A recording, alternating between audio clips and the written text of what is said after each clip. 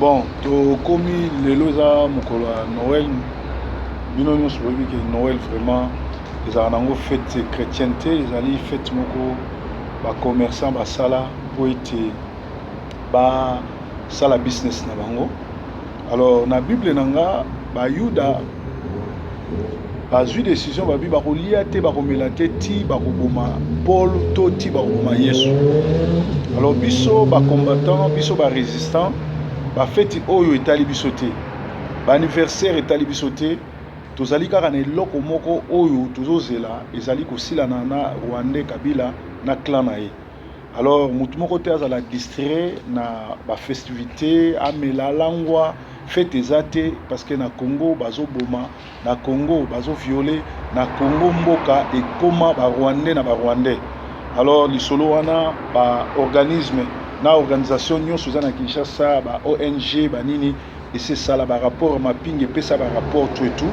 Alors congolais o azo se respecter, congolais o alingi mboka na ye aza na devoir kaka moko alia te amela te ou azolia na système ya matanga, bato baza na matanga balelaka bazolia muke muke parce que toza na bitumba munene oyo ya kosila na Hippolyte Kanambe le génocidaire rwandais oyo na mutu na ye aza na plus de 20 millions de Congolais oyo ya bomi pe asali haute trahison ya mboka.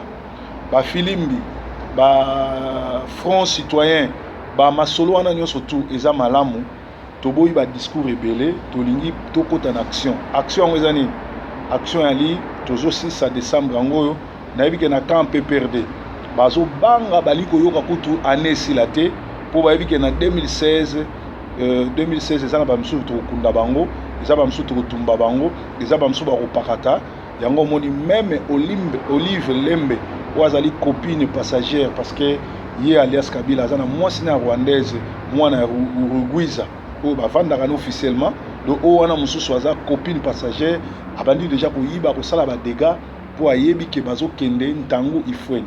Congolais bafeti oyo emema mutu moko na distraction te, emema mutu moko na kwiti te, mutu na mutu alanda exemple oyo eza na Bible, bato bazwi décision ya kosala mabe base décider bakolia te bakomela te. Mais biso décision eza ya kosauver mboka, biso décision eza salvatrice parce que Congo eza héritage na biso, mais na ngonga oyo bakambi ya Congo bato bazo diriger ezali gouvernement ya république ya Gombe oyo ezali ba mafieux ba rwandais ba extrémistes tuti oyo bazali ba assassin bazana makila bandeko na biso makila bana na biso pe bazwi ba institution ya mboka en otage pe peuple congolais. Tala bauta otindelanga ba photo ba minduki ba car ya moto ezo kota Lubumbashi ezo kota euti bomba ezo kota Kinshasa. Nazo sabino peuple oyo atomboki aza plus forte que une bombe atomique.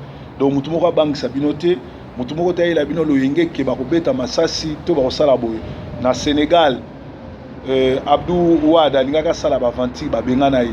Na Burkina Faso bauto sala kutu mandat d'arrêt international contre Blaise Compaoré pour aboma Sankara puis bauti ko mona na cimetière ba déterrer eza nango Sankara te. Deux fois il sabiso akundaka Sankara place ni.